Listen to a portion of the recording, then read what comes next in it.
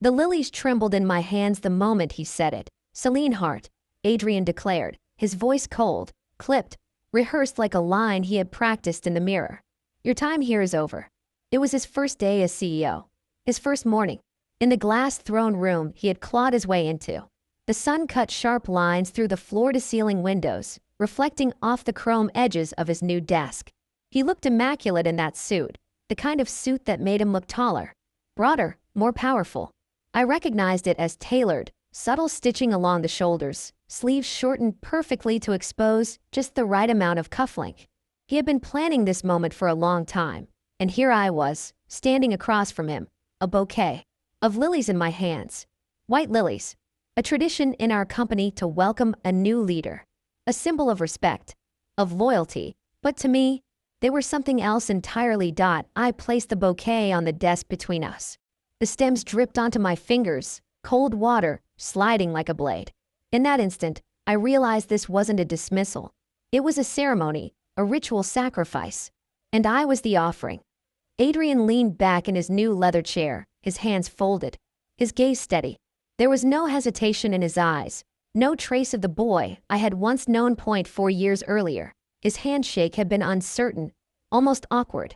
His shoulders hunched slightly, as though carrying invisible weight. Back then, he had been just a mid-level strategist, hungry, reckless, and full of fire but lacking direction. And I had been the one to shape him, to sharpen him, to teach him how to navigate the predators in this building that he used to look at me like I was his compass. And now he was using that compass to point straight at my grave. I said nothing. I didn't flinch. My silence unnerved him, though he tried not to show it. He was expecting tears, maybe anger, a desperate plea for mercy, something that would let him feel superior. Instead, I gave him nothing. That was his first mistake. I had noticed the change months before the board vote. His eyes no longer searched for my approval during meetings. He laughed too easily at jokes I didn't tell. His calendar filled with private strategy sessions I was no longer invited to. And then, the email. His secretary, careless in her haste, had forwarded me the wrong file one afternoon. It was a draft of a speech, his speech. The words burned into me like acid. When I take over. He hadn't even tried to hide it. Not if, not someday. When .it wasn't just betrayal. It was inevitability. But Adrian was no fool.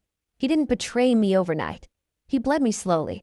My authority in the boardroom dissolved drip by drip, leaked away through whispers and carefully timed mistakes. A missing report here, a misattributed success there. He courted allies in the shadows, making them promises, flattering them. With visions of a brighter future by the time the board crowned him, the narrative was set. He was the golden boy, the fresh face, the new vision. I was the relic. At least, that's what they thought. Because here's the truth Adrian never grasped. I saw the knife coming long before he raised it.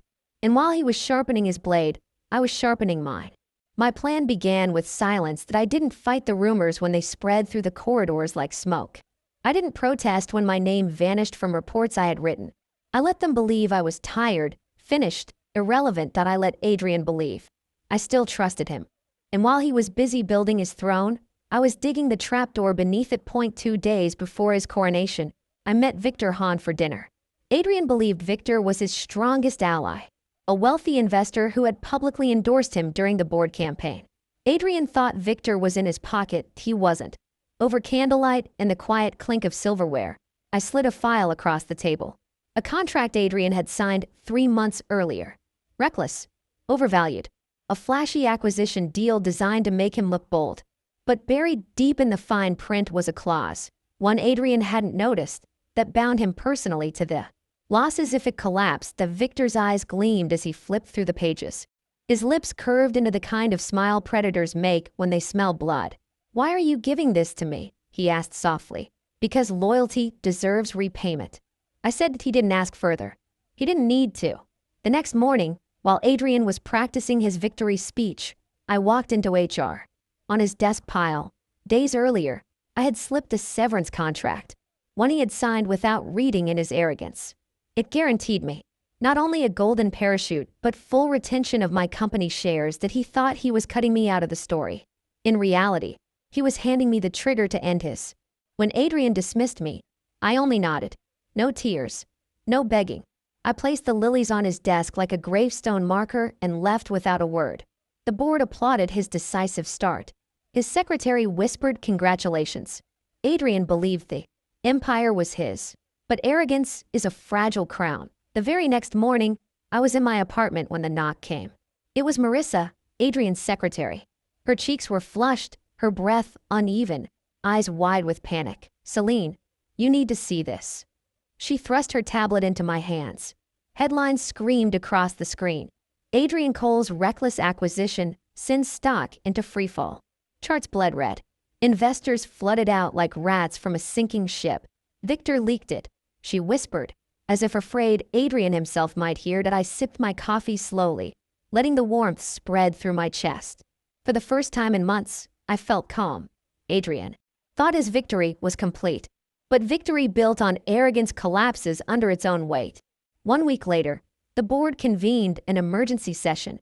The mahogany table gleamed under the overhead lights, but the air was heavy, suffocating with tension. Adrian entered first. His tie was loose, his complexion pale. His once confident stride had been reduced to a shuffle. He spoke of long-term vision, of weathering storms. His voice cracked as he tried to sound in control. No one listened. And then I entered, not as an employee, not as his discarded mentor, but as the second largest shareholder in the room. The chairman's eyes widened, and relief rippled through the faces around the table. "Ms. Hart," he said, his tone heavy with gratitude. "We're glad you're here." Adrian's gaze locked onto me. His voice was barely above a whisper. "You planned this." I met his stare with calm precision. "I taught you everything. You know, Adrian." "Not everything I know." The vote took less than an hour. Adrian was stripped of authority. His personal assets were bound to the failed acquisition. His empire, his fragile illusion of control, crumbled into ash while he sat across from me, realizing the trap had been set long before his first day as CEO. After the meeting, he cornered me in the marble corridor. His voice cracked, desperation bleeding through his arrogance. "Why? I admired you." I adjusted my coat, meeting his hollow eyes. "You admired me until you thought you could replace me. You should have remembered who taught you how to play the game." His lips trembled as though forming words, but nothing came. His crown was already slipping. That I walked past him, heels clicking against the polished floor, leaving him standing there, shaking. The lilies he never cared to keep still haunt my memory. Pale, delicate, placed on his desk like a warning. He thought they were a gift. They were a prophecy. I lost nothing that day. Adrian lost everything, but the best part? I didn't even have to raise my voice. The board welcomed me back not as an employee, but as a stabilizing force. My shares guaranteed my influence, but my foresight guaranteed their trust. Investors rallied. Clients who had wavered returned. And Adrian, he faded into silence. A man who thought himself untouchable, brought down not by an enemy's rage, but by a teacher's patience. People ask me sometimes, do I regret it? Do I regret helping him rise, only to orchestrate his fall? No, because power isn't about shouting the loudest or moving the fastest. It's about seeing the board, every piece, every move, 10 steps ahead. Adrian thought betrayal made him strong. In truth, it only made him predictable, and predictable men are easy to destroy.